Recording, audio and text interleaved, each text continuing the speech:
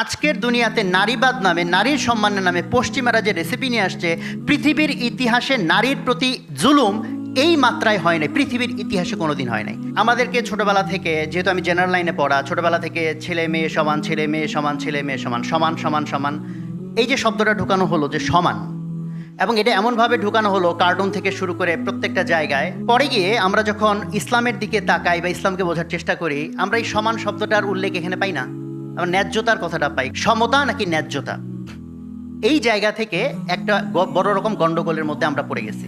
যেমন আমি যদি জিজ্ঞেস করি হার্ট আর ব্রেইন এই দুটা কি সমান নাকি কোনো একটা ছোট কোনো একটা বড়, এই প্রশ্নটাই একটা দুষ্ট প্রশ্ন যে কোনটা বেশি ভালো। কারণ যে দুইটা জিনিস সম্পূরক, তখন যদি সেটা সমান নাকি কোনটা বড় কোনটা ছোট, এই প্রশ্নটা ইভেন করা হয়, এই প্রশ্নটা একটা দুষ্ট প্রশ্ন। আসসালামু আলাইকুম রহমতুল্লাহ। আল্লাহ তাআলার অসংখ্য শুকরিয়া, যিনি মহান আরশের রব, যার কাছে পূর্ণ আত্মসমর্পণের জন্য আমরা প্রতিজ্ঞাবদ্ধ। অসংখ্য দরুদ ও সালাম মহানবী হযরত মুহাম্মদ সাল্লাল্লাহু আলাইহি সাল্লামের প্রতি। আমি খুব সংকুচিত বোধ করছি এত বড় ওলামা একরাম এবং এত গুণী মানুষের সামনে আমাকে কথা বলার সুযোগ দেওয়ার জন্য। একই সাথে আল্লাহর প্রতি শুকরিয়া এবং সেই সাথে সংকুচিত বোধ করছি। খুব সংক্ষেপে আমি দু একটা কথা পেশ করতে চাই ইনশাল্লাহ। আজকে আলোচনার ভিতরে আপনারা অলরেডি হয়তো খেয়াল করেছেন, দুইটা বিষয়ে চলে আসছে, বেসিক দুইটা বিষয়। একটা হচ্ছে আমাদের আত্মসমালোচনার জায়গাটা, যে আমাদের মুসলমান হিসেবে নারীর অধিকারের প্রতি আমাদের যে সচেতনতা, দায়িত্ব পালন করার কথা ছিল, সেখানে আমাদের গাফলতির একটা বিষয় উঠে আসছে। দ্বিতীয় আরেকটা উঠে আসছে যে পশ্চিমা যে আক্রমণ, যে আমাদের নারীবাদী যে কনসেপ্ট নতুন করে ধারণা তৈরি করা হচ্ছে নারীর অধিকার সম্মানের বিষয়ে, সারা পৃথিবীতে যে নতুন সংজ্ঞা নির্ধারণ করা হয়েছে সেই বিষয়ে। তো আমি প্রথমটা না, আমি দ্বিতীয়টার বিষয়ে একটু কথা বলতে চাই, যে নারীর অধিকার এই বিষয়ে এই যে পশ্চিমাদের যে বয়ান, এই বয়ানের যদি আমরা একটু ভিতরে তাকাই, যে আমাদেরকে ছোটোবেলা থেকে, যেহেতু আমি জেনারেল লাইনে পড়া, ছোটোবেলা থেকে ছেলে মেয়ে সমান, ছেলে মেয়ে সমান, ছেলে মেয়ে সমান, সমান সমান সমান, এই যে শব্দটা ঢুকানো হলো যে সমান, এবং এটা এমনভাবে ঢুকানো হলো কার্টুন থেকে শুরু করে প্রত্যেকটা জায়গায়। তো আমাদের জেনারেল লাইনে পড়া, আমাদের মেজরিটির মাথায় ঢুকে আছে সমান। পরে গিয়ে আমরা যখন ইসলামের দিকে তাকাই বা ইসলামকে বোঝার চেষ্টা করি, আমরা এই সমান শব্দটার উল্লেখ এখানে পাই না, আমরা ন্যায্যতার কথাটা পাই। এখানে খুব প্রাসঙ্গিকভাবে ইনসাফ শব্দটা খুবই প্রাসঙ্গিক সেই জায়গা থেকে। সমতা নাকি ন্যায্যতা, এই জায়গা থেকে একটা বড় রকম গন্ডগোলের মধ্যে আমরা পড়ে গেছি, যে সমতা নিয়ে কথা বলবো নাকি আমরা ন্যায্যতা নিয়ে কথা বলবো। তো একটা সিম্পল জিনিস হচ্ছে যে কিছু প্রশ্ন, ইভল কোয়েশ্চেন, ঝামেলা তৈরি করার জন্য তৈরি করা যায়। যেমন আমি যদি জিজ্ঞেস করি হার্ট আর ব্রেইন এই দুটা কি সমান নাকি কোনো একটা ছোট কোনো একটা বড়, এই ঝগড়া যদি লাগানো হয়, এই ঝগড়াটা একটা ক্ষতিকারক ঝগড়া। কারণ হার্ট আর ব্রেইন মিলে যদি ঝগড়া করে এবং কোনো একভাবে যদি কোনো একটা জিতে যায়, ধরো হার্ট জিতে গেল, তাহলে এইটাই যদি প্রপাগান্ডা করা হয় হার্ট হচ্ছে বেশি ভালো, তাহলে ব্রেইনগুলো মনে করবে আমার ব্রেন হয়ে দরকারটা কি, আমিও হার্ট হয়ে যাই। তো বডির মধ্যে দুইটা হার্ট একটাও ব্রেন নাই, তাতে কি আমাদের চলবে কি না, বা ভাইস ভার্সা বা উল্টাভাবে।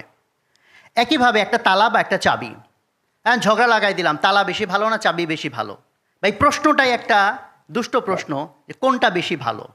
কারণ যে দুইটা জিনিস সম্পূরক, তখন যদি সেটা সমান নাকি কোনটা বড় কোনটা ছোট, এই প্রশ্নটা ইভেন করা হয়, এই প্রশ্নটা একটা দুষ্ট প্রশ্ন।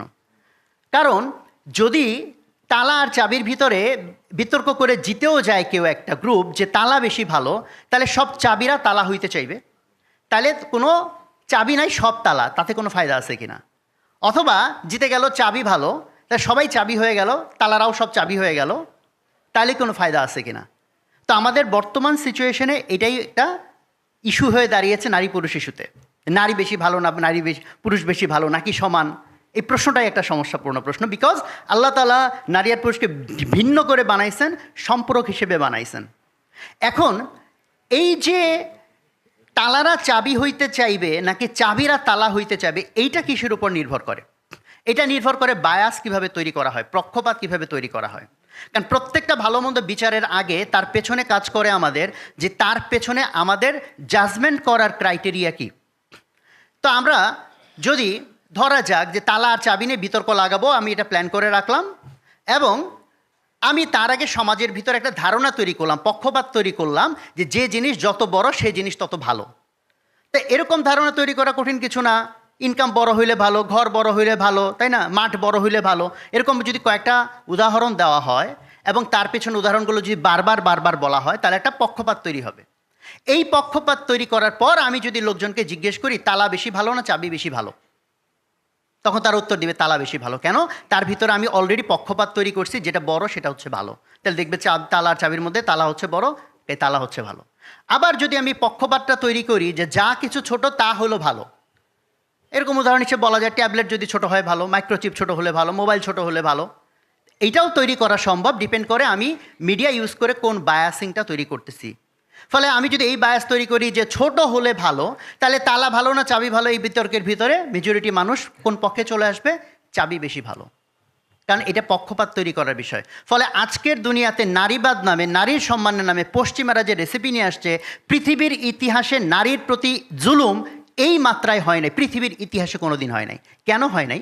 কারণ এখন যখন সারা পৃথিবীতে আমরা ট্রেন্ড দেখতেছি, ঐতিহাসিকভাবে পুরুষরা যেগুলোতে ভালো, অর্থোপার্জন, তারপর আপনি বলেন যুদ্ধ বিগ্রহ, শারীরিক পরিশ্রম, যে কোনো ইন্টেন্স সিচুয়েশন, এটা পুরুষরা ঐতিহাসিকভাবে ভালো, আল্লাহ তাআলা পুরুষকে এইভাবে তৈরি করেছেন। আর যা কিছু সফিস্টিকেটেড, সফট, সাটল, মানে মানবিক বা খুবই পেলব, এই জাতীয় জিনিসে আল্লাহ তাআলা নারীকে ঐতিহাসিকভাবে তাকে সেই সক্ষমতা দিয়েছেন এবং ঐতিহাসিকভাবে নারী সেটাতে ভালো।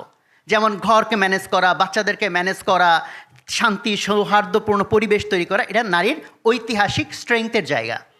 এখন সারা পৃথিবীর পুঁজিবাদ এসে বায়াস তৈরি করলো যে সারা পৃথিবীর মধ্যে অন্য কোনো কিছুর তেমন কোনো দাম নাই, খালি দাম হচ্ছে টাকা কামানো, যে যত বেশি টাকা কামাবে সেটা হচ্ছে ভালো, ইনকাম করাটা ভালো, টাকা উপার্জন ভালো। পুঁজিবাদের কোর কনসেপ্ট যখন এই বায়াস তৈরি হয়ে গেল যে টাকা কামানোটাই হলো আলটিমেট জিনিস, যার প্রমাণ হচ্ছে এরকম যে আমরা যখন একজন আরেকজনের সাথে কথা বলি, ভাই নাম কি, আপনার পরিচয় কি, তারপরে জিজ্ঞেস করি ভাই আপনি কি করেন, আপনি কি করেন, এটার উত্তরে আমি বলতে পারি আমি ভাত খাই, আমি ঘুমাই। বলতে না না ভাই আপনি আসলে কি করেন, এটাতে আমরা কি বুঝতে চাই? সে কিভাবে টাকা কামায়। ফলে টাকা কামানোটাকে যখন এত প্রাধান্যের জায়গায় নিয়ে চলে যাওয়া হলো, এরপর জিজ্ঞেস করা হলো নারী ভালো না পুরুষ ভালো, তো নারী চিন্তা করলো আমি তো টাকা কামাই না, পুরুষ টাকা কামায়, তাহলে তো আমি একটা ইয়েতে পড়ে গেলাম, মানে হীনমন্যতা বোধে পড়ে গেলাম।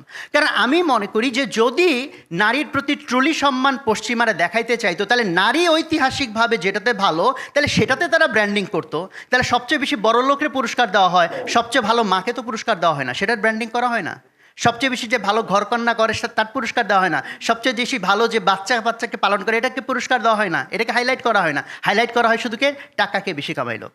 কাজে দুইটাই সমাজে দরকার, বাট আমি বায়াস তৈরি করছি কোনটার দিকে, যে টাকাকে কামাই। ফলে এখন নারীর মধ্যে হীনমন্যতা বোধ তৈরি হয়ে যাচ্ছে, আমি তো টাকা কামাই না। ফলে যদি পশ্চিমে বিশ্ব ট্রুলি নারীকে সম্মান করতে চাইতো, তাহলে নারী ঐতিহাসিকভাবে যেগুলোতে ভালো তাহলে সেটাকে তারা ব্র্যান্ডিং করতো। তাইলে কি হইতো? তাহলে পুরুষরা বরং নারী হইতে চাইতো। এখন হয়েছে কি, নারীরা পুরুষ হইতে চাইতেছে, ফলে এটা তার ভিতরে একটা জুলুম তৈরি হচ্ছে, কারণ তার ন্যাচারাল টেন্ডেন্সি ওইভাবে আল্লাহ সুবহানাহু ওয়া তাআলা তাকে তৈরি করে নাই।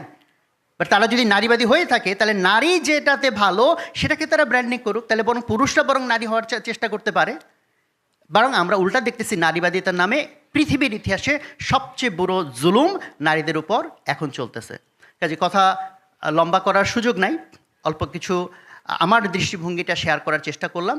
ফলে এই যে কনসেপ্টটা, যে পশ্চিমাদের আক্রমণ, একই সাথে আবার আমাদের নিজেদের দুর্বলতা, যে আমাদের ইসলাম যে দৃষ্টিভঙ্গি দিয়েছে, যে দায়িত্ব, সেখানেও আমাদের দুর্বলতা। তো এই দুয়ে মিলে যে উদ্যোগটা হুজুররা নিয়েছেন, ইনশাল্লাহ আমাকেও এটার সাথে রেখেছেন, আমি এই জন্য সম্মানিত বোধ করছি। এবং আমরা সাদগায়ে জারিয়া বললে আমরা মূলত মসজিদ করা, মাদ্রাসা করা, নলকূপ স্থাপন করা, এর বাইরের আইটেম আমাদের মাথায় খুব বেশি ঢুকে না। তাহলে এরকম একটা ফাউন্ডেশন, এটা কি সাদগায়ে জারিয়া কিনা, এটার মধ্যে যারা শ্রম ঘাম দিবেন, যারা শরিক হবেন, এটা কি সাদগায়ে জারিয়া কিনা, অনেক সময় এই উদাহরণটা আমাদের মাঝে ডিরেক্টলি আসে না। কাজেই এই ধরনের সাদগায়ে জারিয়া, যে ধরনের সংকটগুলো আজকের মুসলমান বিশ্বে প্রকট আকার ধারণ করেছে, সেখানে আল্লাহ তাআলা যদি আমাদেরকে মেহেরবানি করে সুযোগ তৈরি করে দেন এটার মধ্যে সংযুক্ত হওয়ার, শ্রম দিয়ে, ঘাম দিয়ে, মেধা দিয়ে, অর্থ দিয়ে, দোয়া দিয়ে, যেভাবে পারি আমরা ইনশাল্লাহ, আমিও শরিক হওয়ার মধ্যে আসি, প্রক্রিয়ার মধ্যে আসি এবং নিয়ত আছে। ইনশাল্লাহ আল্লাহ যেন আমাকে তৌফিক দান করেন। একইভাবে আমিও সবাইকে আহ্বান করব, এই যে উদ্যোগগুলো আছে, যে উদ্যোগগুলো আজকের দিনে আমাদের ইসলামের বিভিন্ন রকম সংকট মোকাবেলার জন্য জরুরি, সেই উদ্যোগে যাতে আমরা সবাই শরিক হতে পারি।